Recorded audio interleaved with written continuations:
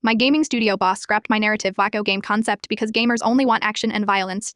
4 years later, my Indo story game won Game of the Year, and his studio is now pitching me nearly identical concepts. No one pays $60 to read a digital novel, my creative director scoffed during the pitch meeting. The weapon upgrades the explosions. I explained that my concept focused on complex narrative choices and emotional character development, a game about human connections rather than conflict. The room of executives exchanged uncomfortable glances. Listen, James, my boss said finally, you are talented, but games are about power fantasies and a gremlin. That's the market. Stick to writing dialogue for our shooters. When they assigned me to a battle royale done instead, I resigned and cashed out my modest savings to go independent. I worked from my parents' basement, assembling a small team of similarly disillusioned game developers willing to work for equity and minimal pay. We launched a modest iterator with a target of $80,000.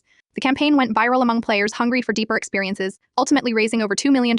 Still, major publishers and gaming sites dismissed us as a niche curiosity. Our game Resonance launched with no marketing budget beyond social media. Within a month, it had sold 1.5 million copies through word of mouth. Critics called it revolutionary and a new benchmark for interactive storytelling at the Gamitas. As we stood on stage accepting Game of the Year, I spotted my former boss in the audience, clapping tensely. 2 days later, his studio's business development director called. We'd been developing narrative. We see potential synergies in an acquisition or partnership. That's interesting, I replied. What changed your mind about gamers wanting stories? After an awkward pause, he offered a substantial acquisition figure. I declined. The same instincts that told me players were hungry for meaningful stories are now telling me to stay independent, I explained. Our second game has just entered production with a budget 10 times larger than our first. Sometimes the ideas that get rejected aren't ahead of their time. They're exactly what the present moment needs, but the industry is looking backward instead of forward.